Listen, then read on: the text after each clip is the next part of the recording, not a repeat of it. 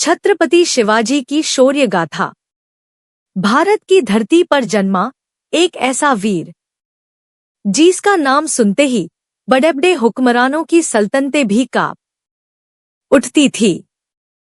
एक ऐसा महान योद्धा जिसकी सत्ता ने जहांदुस्तान से मुगल हुकूमत का नामो निशान मिटा दिया। संपूर्ण भारत पर हुकूमत जमाने वाले अटक से कटक तक की धरती पर जिसके नाम का भगवा लहराता था, उस वीर का नाम है छत्रपति शिवाजी महाराज। नमस्कार दोस्तों, स्वागत है आपका हमारी चैनल हिंदी स्टोरीज पे। हम आपके लिए हर वीडियो में आपके लिए हर बार कुछ नई स्टोरी लाते रहते हैं, तो वीडियो को लाइक कर दीजिए और चैनल पे पहली बार आए हैं तो चैनल को सब्सक्राइब कर दीजिए। आइए आगे की कहानी जानते हैं। यह एक ऐसा नाम जिसे सुनकर हर भारतीय का सर फक्र ऊंचा हो जाता है। वह भारत के सबसे बहादुर, प्रगतिशील और बुद्धिमान शासकों में से एक थे। शिवाजी महाराज एक ऐसे महान योद्धा थे जिन्होंने अपनी सूझबूझ से भरी नीतियों का इस्तेमाल करके अपने स्वराज के मकसद को पूरा किया। जब मराठा साम्राज्य के संस्थापक बने, इनके अंदर सम्राट अशोक जैसी युद्ध करने की काबिलियत थी, तो वही चाणक्य जैसी नीतियों को बनाने की समझ मौजूद थी। इसीलिए बहुत से राज्यों को तलवार न उठाकर सफल दोस्ती का हाथ बढ़ाकर उन्होंने जीत लिया था। यह भारतीय इतिहास के सबसे लोकप्रिय व श्रेष्ठ हिंदू राजाओं में से एक रहे हैं। उनकी लोकप्रियता को इससे भी परखा जा सकता है जब आज भी महाराष्ट्र के लोगों की जुबान से उनकी वीरता के किस्से सुनने को मिलते हैं। अपने शासनकाल में उन्होंने जिस तरह से अपने साम्राज्य को आगे बढ़ाया, वह आगे आने वाली पीढ़ियों के लिए एक मिसाल है। शिवाजी महाराज की सबसे बड़ी खासियत यह थी, जब एक सेना नायक के रूप में वह कभी विवादों में नहीं रहे। उनके अदम्य दूसरी बड़ी खूबी यह थी, जब वह एक कुशल सेनानायक होने के साथ साथ तेज राजनीतिज्ञ भी थे। आज हम शिवाजी महाराज को भगवान का दर्जा दे चुके हैं। छत्रपति शिवाजी महाराज के बारे में जानने की कोशिश करते हैं। छत्रपति शिवाजी के जन्म समय की यह बात आज से लगभग 500 साल पहले की है। 1627 ईस्वी सन, जब पूरे भारत पर मुगल सल्तनतों का कब्जा था। भारत के पश्चिमी भाग में 3 इस्लामी सल्तनतें थीं। एक तरफ उत्तर में जहां शाहजहां का कब्जा था, तो वही अहमदनगर की जामशाही, बीजापुर की आदिल शाही और गोलकुंडा की कुतुबशाही, यह तीनों ही आपस में लड़ते रहते थे। उत्तर से मुगल इन सल्तनतों को अपने राज्य में लाने के लिए लगातार दबाव बना रहे थे, ताकि पूरे भारत में मुगलों का वर्चस्व स्थापित हो सके। वह देश जो जहां हिंदुओं का घर था, वहां पूरी तरह से मुस्लिमों और मुगलों ने कब्जा कर रखा था। दक्खन के सुल्तान आदिल शाह ने अपनी सेना में एक मराठा सेनापति नियुक्त किया था, जो बहुत ही निर्भीक और पराक्रमी था, जिसका नाम शाहजी भोंसले था। अरब और खाड़ी देशों से आए हुए मुसलमान ने भारत के राज्यों पर कब्जा तो कर लिया था, लेकिन इतनी दूर से यहाँ के राज्यों और किलों को संभालने के लिए मंत्रालयों को लाना संभव नहीं था। इसलिए उस समय के सभी मुगल सम्राट भारत में रहने वाले हिंदू लोगों को अपने सेनापति और मंत्री के पद पर नियुक्त कर दिया करते थे। इन्हीं सब के चलते दक्खन के सम्राट ने शाहजी भोंसले को अपनी फौज का सेनापति नियुक्त कर दिया। शाहजी सेना में उच्च पद पर आसीन थे। छत्रपति शिवाजी महाराज का प्रारंभिक जीवन 19 फरवरी 1630 में महाराष्ट्र में जुन्नर के समीप शिवनेरी के किले में शाहजी भोसले की पत्नी जीजाबाई ने एक बच्चे को जन्म दिया। उन्होंने अपने पुत्र का नामकरण वहां की स्थानीय देवी शवाई के नाम पर किया। क्योंकि उनकी माता जीजाबाई सवाई देवी की परम भक्त थी। इस बच्चे को लेकर सभी लोगों का मत था कि यह भी अपने पिताजी की तरह एक दिन किसी मुस्लिम सुल्तान की फौज का सेनापति नियुक्त होगा। लेकिन किसे पता था जग एक ऐसा बच्चा जिसका पिता खुद मुस्लिम सम्राट की फौज का सेनापति था। एक दिन भारत में जितने भी मुस्लिम सम्राट मौजूद है वह सभी उस बच्चे के सामने नतमस्तक हो जाएंगे। यही बच्चा आगे चलकर छत्रपति शिवाजी महाराज के नाम से विश्व विख्यात हुआ। शिवाजी का बचपन अधिकतर अपनी माता जीजाबाई के साथ बिता, क्योंकि उनके पिता शाहजी ने जीजाबाई और शिवाजी की सुरक्षित देखरेख की जिम्मेदारी दादोजी कोंडदेव के कंधों पर छोड़ दी। वह खुद सेनापति की जिम्मेदारी निभाने के लिए कर्नाटक चले गए। शिवाजी बचपन से ही काफी तेज, तीव्र बुद्धि और चालक थे। दादोजी ने ही शिवाजी महाराज को हिंदू धर्म की शिक्षा देने के साथ साथ युद्धकला, घुड़सवारी और राजनीति की शिक्षा भी दी। जीजाबाई ने उनका पालन पोषण किया, इसलिए शिवाजी अपनी माता के बेहद करीब रहे। जीजाबाई की बदौलत ही उन्हें एक वीर, कुशल और पराक्रमी प्रशासक बनने में मदद मिली। जीजाबाई बचपन से ही उन्हें युद्ध की कहानियां व घटनाओं बताती थी। खास तौर पर वह रामायण और महाभारत की कहानियां उन्हें सुनाती थी। इन सबका उन पर बहुत गहरा असर पड़ा। छत्रपति शिवाजी द्वारा सेना का निर्माण हुआ। यह वो वक्त था जब दिल्ली सहित लगभग आधे भारत पर मुगलों के कट्टर सुल्तान औरंगजेब की हुकूमत थी। इस समय तक भारत में एक भी स्वतंत्र हिंदू राज्य नहीं बचा था। देश धमन, जहांदू, मांजदर और गायों को खतरे में देख मात्र 15 साल की उम्र में छत्रपति शिवाजी महाराज ने संपूर्ण भारत पर हिंदू हुकूमत जमाने की प्रतिज्ञा ली। शिवाजी जब थोड़े बड़े हैं तो उनके पिता शाहजी ने उन्हें पुणे की जागीर सौंप दी।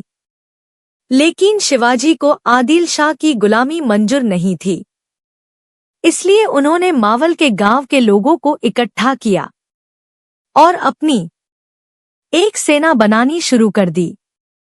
शिवाजी अच्छी तरह से जानते थे कि इन लोगों में देश प्रेम और कुछ कर गुजरने का जज्बा है। बस जरूरत थी उन्हें सही नेतृत्व देने की। इसलिए शिवाजी ने उन्हें छापामार युद्ध में निपुण बनाया। इसके साथ ही हिंदवी साम्राज्य का सपना दिखाया। शिवाजी ने इन लोगों के मन में देश के लिए मर मिटने की भावना पैदा की। उस समय होने वाली लड़ाइयों में किलों की अहम भूमिका थी। एक किला यानी कि एक रियासत। शिवाजी ने सबसे पहले किलों को जीतना शुरू किया। 16 साल की छोटी सी आयु में ही उन्होंने तुरलगढ़ किले पर कब्जा कर लिया। शिवाजी मराठा साम्राज्य का विस्तार तो करना चाहते थे, लेकिन उनकी विस्तारवादी नीति का मूल था कम से कम नुकसान में अधिक से अधिक विस्तार करना। इसलिए उन्होंने लड़ने की बजाय संधियों, मित्रता और छापामारी युद्ध नीति दुश्मनों को परास्त करने के लिए रणनीति बनाई। इस रणनीति में शिवाजी को सफलता मिलती गई। वह एक के बाद एक सफलता हासिल करते गए। इसके बाद शिवाजी ने खुद का किला, रायगढ़ कहा जाता है, उसका निर्माण शुरू करवाया। इस कारण बीजापुर के सुल्तान क्रोधित हो गए। इसके लिए उन्होंने सबसे पहले उनके पिता को अपने पुत्र को समझाने के लिए कहा, लेकिन उनकी असमर्थता बताए जाने पर शाहजी को गिरफ्तार कर लिया गया। इसके बाद शिवाजी ने किलों पर आक्रमण बदा कर दिया। फिर अपने पिता के रिहा होने के कुछ समय बाद फिर से अपना वही अभियान शुरू किया। शिवाजी की विजय का सबसे बड़ा रोड़ा चाचा चावली के राजा चंद्रराव यशवंत मौर्य थे। शिवाजी ने चंद्रराव यशवंत मौर्य को एक पत्र भिजवाया, उन्हें अपनी अधीनता स्वीकार करने के लिए कहा। लेकिन चंद्रराव ने इसे स्वीकार नहीं किया। इसके बाद शिवाजी ने अपने एक रिक को भेजकर यशवंत मौर्य पर हमला करवा दिया, फिर चावली पर कब्जा कर लिया। इस विजय से शिवाजी के हौसले बुलंद हो गए। इसके बाद उन्होंने बीजापुर में अपना विस्तार शुरू किया। इससे परेशान होकर आदिल शाह ने अफजल खान को शिवाजी को मारने के लिए भेजा। अफजल खान शिवाजी को उकसाने के लिए मंदिरों को तोड़ता जा रहा था, लेकिन शिवाजी ने अफजल खान से लड़ने की बजाय मिलने का प्रस्ताव भेजा। अफजल खान शिवाजी के मुकाबले बहुत लंबा, चौड़ा और क्रूर इंसान था। जब दोनों एक शिविर में मिले तो अफजल खान ने शिवाजी को और शिवाजी ने अफजल खान को मारने का प्रयास किया, जिसमें शिवाजी सफल रहे। शिवाजी ने बड़ी बहादुरी से चाकू से अफजल को मौत के घाट उतार दिया। शिवाजी महाराज के दक्खन में बढ़ रहे प्रभाव से चिंतित होकर औरंगजेब, जो अब अपने पिता को आगरा के किले में कैद कर चुका था, उसने अपने मामा शाइस्ता खान को शिवाजी पर हमला करने के लिए भेजा।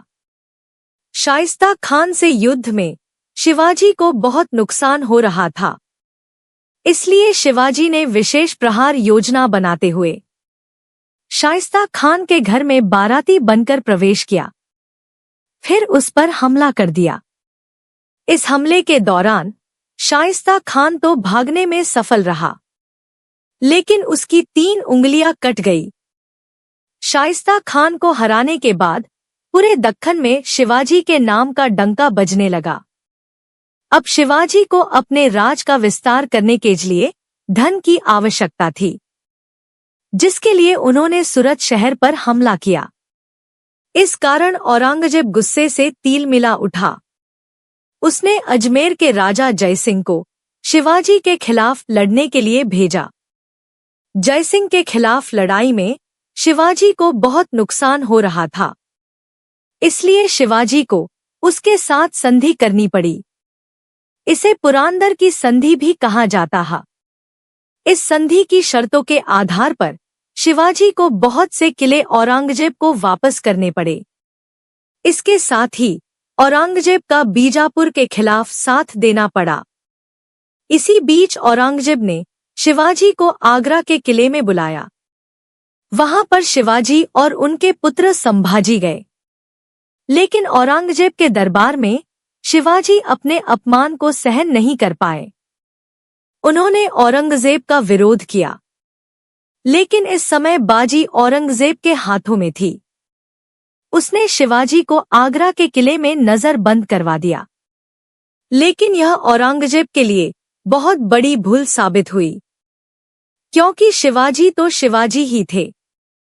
अपनी कुशल रणनीति और लोगों के दिलों में अपने प्रेम की वजह से वह अपने पुत्र के साथ सकुशल भागने में सफल रहे।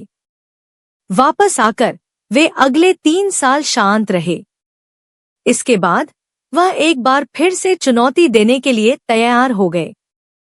शिवाजी ने सूरत पर हमला करके एक बार फिर से औरंगजेब को अपनी उपस्थिति का एहसास करवाया, लेकिन इस समय शिवाजी को अपने मराठा साम्राज्य के लिए एक विचारधारा तैयार करनी थी। इसके साथ ही उन्हें खुद पर गर्व करने का एहसास करवाना था। इसलिए शिवाजी ने रायगढ़ के किले में खुद का राज्याभिषेक करवाकर खुद को छत्रपति राजा घोषित किया। शिवाजी ने समुद्री रास्ते से अपने राज्य की रक्षा करने के लिए नौसेना का गठन करवाया। इसी के कारण उन्हें फादर ऑफ इंडियन नेवी भी कहा जाता है।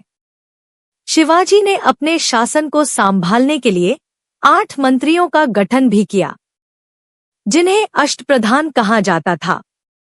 इसमें पेशवा सबसे प्रमुख थे। शिवाजी ने सभी धर्मों और जातियों के सम्मान को प्रमुख रखा।